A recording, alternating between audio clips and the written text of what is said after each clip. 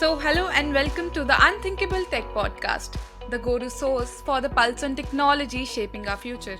I am Anmol Satija, and today we are here to discuss a topic that's at the intersection of innovation and impact. I'm talking about AI in education. AI is disrupting every industry, and education is no different. AI is no longer just an experimental tool in the classrooms, it is becoming a fundamental force, redefining how students learn, how educators teach, and how institutions operate. From personalized learning to AI driven administration, the education sector is undergoing a massive transformation. And to help us navigate this shift, we have a special guest joining us today. Dr. Greg Clinton, Deputy Head at the American International School Chennai, and also a valued client at Unthinkable Solutions. He has been leading educational technology and organizational change at that school for the past 5 years. Prior to AISC, Dr. Clinton was a learning coach and IB literature teacher at Colegio in Liam, Peru, lecturer at Stony Brook University, New York, American Embassy School, New Delhi, and many more prestigious institutions. He also co founded IB Score Reports, a leading IB data services for school. Hi, Greg. Welcome to the show. So happy to have you here. Thank you for inviting me. Right. Greg, to start off our conversation, I would like to say that AI in education isn't exactly new, right? But the way it is evolving is something we have never seen before. From adaptive learning platforms to AI powered grading systems, the role of technology in education has gone far beyond just putting tabs in the classrooms. So, to start off, how would you describe the most significant transformations technology has already brought to the education industries? Maybe what's actually making an impact in schools today? You can share with us. Yeah, it's a good question because I don't think AI is the same type of thing as other educational technologies. And it's hard to see that distinction, but if you look at the history of educational technology, you'll see that, even since 60 years ago, Mm-hmm. researchers were trying to see if machines could help children learn more efficiently. And efficiency really was the goal. Um, but like you mentioned, putting a computer in a child's hands isn't necessarily the way that we're going to transform learning. It Right. can be, but it isn't necessarily. And so a lot of educational technology interventions in education have been, more promise than delivery, right? Um, there are a couple I can think of. One of them was the whole MOOC Hmm. wave, MOOC, massive online open courseware. So, students from around the world would join a professor at MIT and they would learn engineering together, in groups of 10,000 or something like that.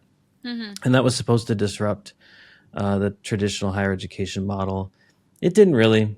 We still we still have amazing universities, and Right. lots of people still actually want to go to MIT. But um, there was another famous example where it was called One Laptop Per Child, and it was this very well funded Mm-hmm.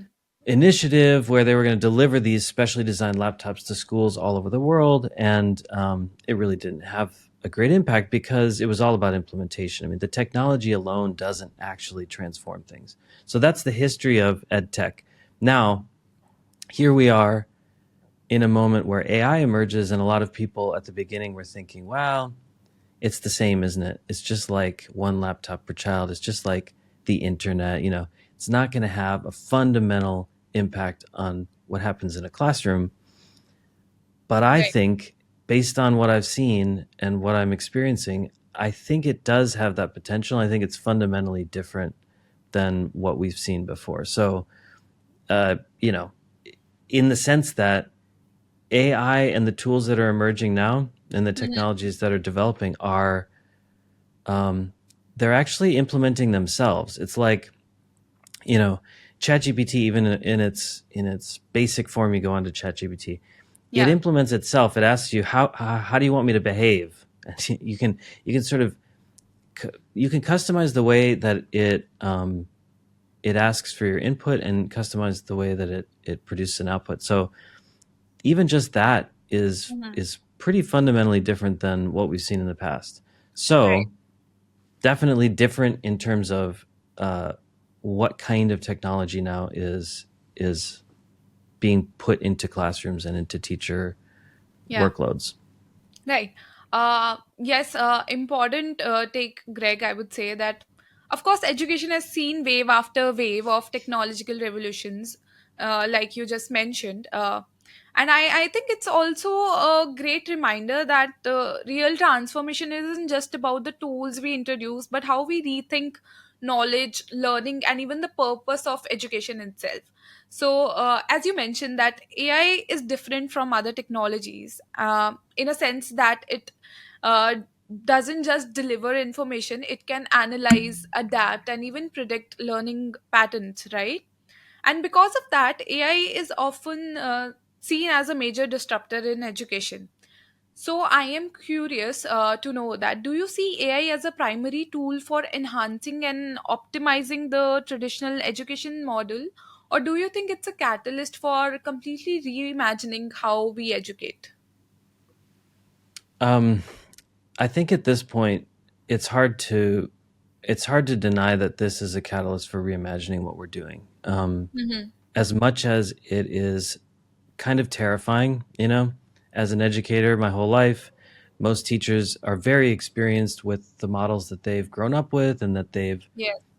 implemented for years. And a lot of parents are, everybody has an opinion about school. Every Yes. parent has an opinion about how school should go Yeah. because they've been to school and they're like, oh yeah, I know what this should feel like and be like. Hmm. But AI, and maybe not today, but tomorrow or next week or next year, certainly there's a potential that AI could disrupt this pretty severely. You'll note even in the massive tech companies that are making all these tools like OpenAI and Google, usually they don't pay much attention to the education sector. Frankly, it's not a huge moneymaker for a lot of big tech companies. Right. But but in most of the rhetoric that goes out from these large companies, Hmm. education is at the center of what they're talking about.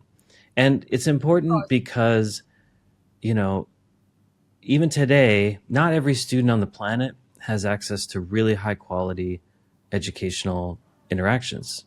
I think there are a lot of students who are left behind um, because of access to the brick and mortar school structures, or perhaps they don't have good quality internet access so they can access what's on the web.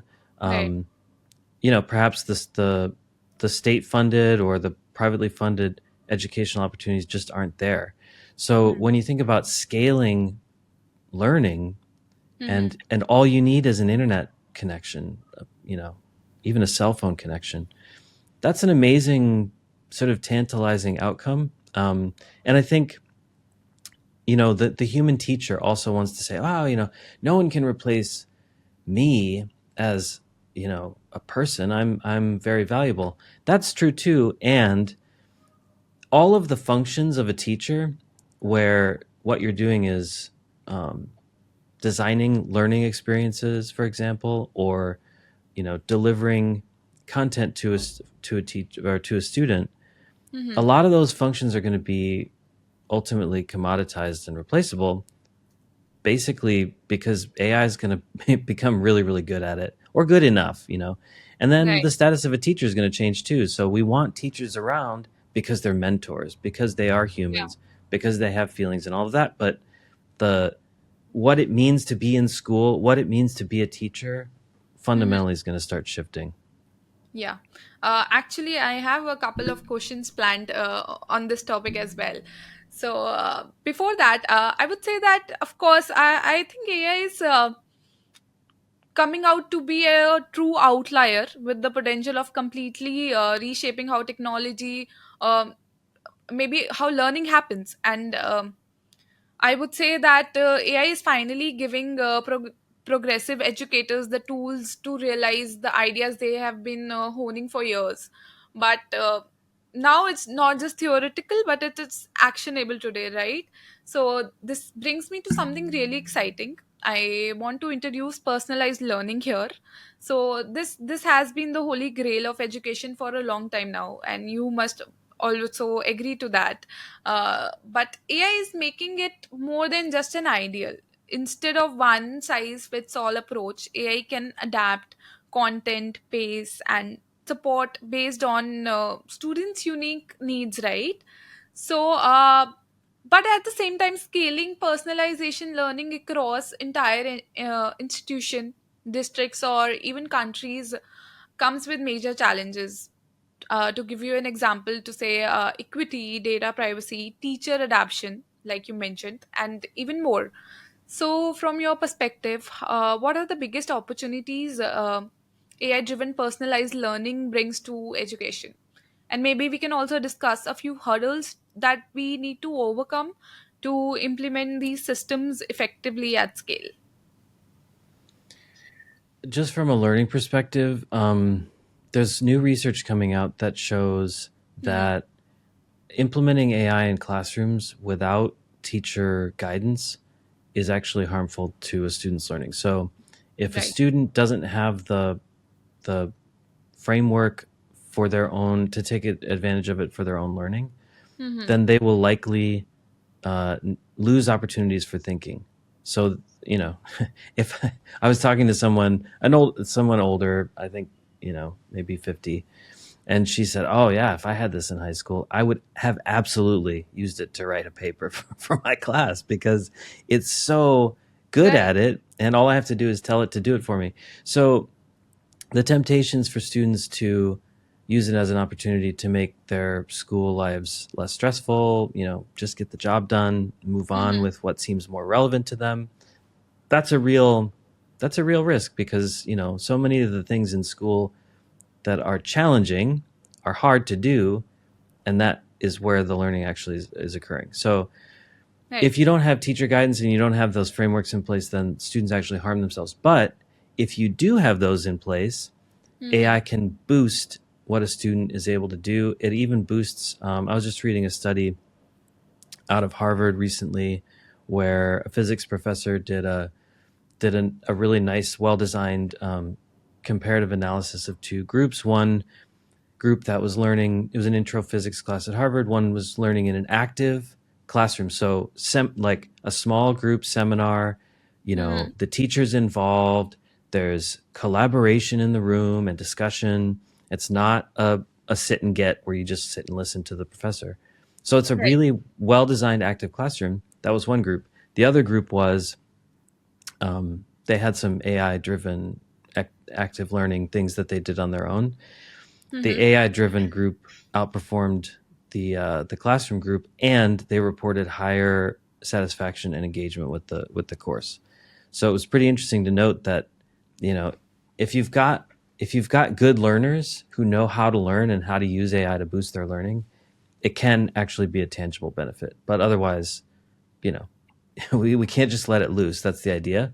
Um, but yeah, that's sort of how I'm thinking about it in terms of learning, and that's what we're trying to do at our school, is to give teachers and students frameworks that are both ethical and Right. pedagogical. I think that's an interesting way to put it.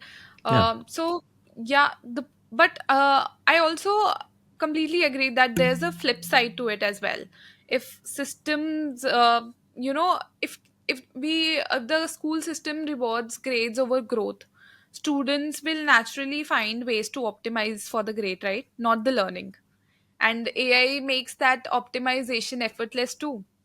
So I would say that now moving on to my next question, I would say AI isn't just reshaping how students learn; it is also redefining what skills are actually valuable in the workforce, right? So we also keep ourselves upskilling as per the new technology, new trends. So just like that, automation, decision making, and even creativity. AI is changing what's needed from the next gen of professionals. So, as AI continues to reshape industries, how should schools and universities rethink their curricula to ensure students are truly prepared for an AI driven world? I will give you a couple of answers, and I'll tell you also that I'm probably going to be wrong because everything I predict about how far AI will take us Mhm. and the changes that will occur wind up being incorrect. And I think a lot of predictions like this will be wrong, just because I think the changes will be bigger than we imagine. But if we say, Yeah, look, but we would love to know that. at a base level, we have to be more flexible and adaptable as professionals. Okay, so the future of work is a huge topic, and I'll give you some answers from my perspective, but I'm almost certainly going to be wrong about them. But if you look at what large institutions are saying about the future of work, what the aggregate data from corporate surveys are saying about the future of work, a lot of them point to the fact that we need our students to be more adaptable and more Right. flexible. They need to be more collaborative. They need to uh, have strong analytical thinking skills. Hmm. The crucial thing in a lot of those surveys is not, do they know a specific set of facts? Have they mastered a particular curriculum? That's Hmm. not actually the relevant thing. The more relevant thing is, how do they approach uncertain situations? How do they approach new problems? Are they creative thinkers? Are they collaborative, and so on? So, you know, does AI help us with this? Well, it does and it doesn't. And AI is both the tool that we can use to train students to be more flexible, and it is the disruptor that's going to force them to be more flexible in the first place. So, I guess it's both. But Yeah. AI skills are definitely at the top of a lot of corporate leaders' minds and what they want to see in the next wave of successful graduates. Hmm. I think I still think that there are some lower order content skills that we need to be successful in the world, but I think they're less and less relevant, and AI picks up the pieces in a lot of cases for those knowledge pieces that we might have delivered in school. In any case, I think across the world, Hmm. if your national curriculum or if your school's approach is to master a set of facts and have students be able to spit them back to you, Right. that's fundamentally now irrelevant to the future. And we're not doing any student the service that we need to do if that's how we're organizing our education models. Right. Uh, I think, and I think more and more importance is also given to foundational skills as well. Like you mentioned, they should be collaborative, they should be flexible, and ability to think critically is also one of the differentiators that is important for the students. And it is not about just memorizing a specific curriculum anymore. Like you said, it is also about developing a cognitive toolkit that applies across disciplines. So, but here's the thing, like, none of this works unless teachers are equipped to guide students through the shift. Like you were talking about in the previous answer. So, none of this works, right? If teachers aren't skilled enough. So, how should schools and universities be thinking about upskilling teachers to work effectively alongside AI? How do we prepare educators to embrace these technologies rather than resist them? Yeah, there are two ways to think about this. One is to think about a professional development framework. Maybe teacher education programs are going to incorporate AI at a more fundamental level. Like, this is what you need to know to be a good teacher. These are the tools, whatever. And schools could also implement these as sort of formal professional learning opportunities. But honestly, I mean, okay, I think that's great. We should be doing that. And from what I can tell, the most successful teachers are the ones that dive in themselves and Right. just gain a lot of experience. So there's an author who I've read since the beginning of all this AI explosion stuff. named Ethan Mollick, Mm-hmm. and he writes a lot on Twitter and he blogs as well. But his main idea, and he wrote a great book called Co-Intelligence. I highly recommend it if you just want to sort of get a pulse on where we Right. are in the AI world. But his main idea is that you yourself if you want to answer any of these questions, you essentially, I mean, ironically, you have to stop listening to podcasts and you have to open up ChatGPT and actually invite it to the table. Mm-hmm. Try to do the things that you're normally doing, but infuse AI and see what it can accomplish. Every Right. day, its accomplishments shift, and so you as the expert, you have to be the one trying to use AI in all the different contexts that you have professionally. So my experience has been, if you are trying and trying and trying and failing a lot, that's fine. But now you know quite a bit more about what AI is capable of doing and what it's not capable of doing. Right. And that's the first step. So I would just recommend I think Ethan Mollick recommends something like 10 hours per AI model, and then you really know what it's like. I recommend as much as possible. Right. Of course, I would agree to your point, Greg, that experience is fundamental to to explore what AI can offer. But this also brings up a deeper question about AI's role in learning. So there is often a fear that AI will make education too mechanical, focusing on automation, rote learning, and efficiency rather than fostering deep thinking into students. But could AI actually do the opposite? Like, could it help teachers create richer, more engaging learning experiences than just emphasizing creativity and critical thinking rather than just memorization? So, what's your take on this? Do you see AI as a tool that can enhance creativity in education, or is there a risk that it could reinforce a more transactional model of learning? There's always that risk, so we have to sort of start from there. We can't let it reinforce that model you're describing. But in terms of enhancing critical thinking, uh, yeah, I mean it's relatively simple to do. So any teacher could, give a writing assignment, and any student could go to ChatGPT and say, "Write me that paper." That's obviously harming a student's learning, etc. But what a teacher could do is say, all right, in class, let's generate a paper from ChatGPT. And then in groups, let's pick it apart and critically analyze it and improve it and talk about why the choices that this Mm-hmm. chatbot made to communicate misses some critical element, or a different choice that we would make and justify that choice. Then you're not using AI really to produce an output. You're using it Right. as material for critical thinking. So those are the sorts of moves that we need to learn and practice. Mm-hmm. Right. Definitely, that's a very impressive, or I would say fantastic way to think about it. That's actually you are forcing your brains to think. Why did the bot or why did ChatGPT think it that way or write it that way? So yes. And there's one more question that's always lurking in discussions about AI in education, and you also briefly touched upon it. So the question is, will AI replace educators? Some believe AI tutors and adaptive learning systems could eventually take over much of the learning process, while others argue that human connection, guidance, and mentorship are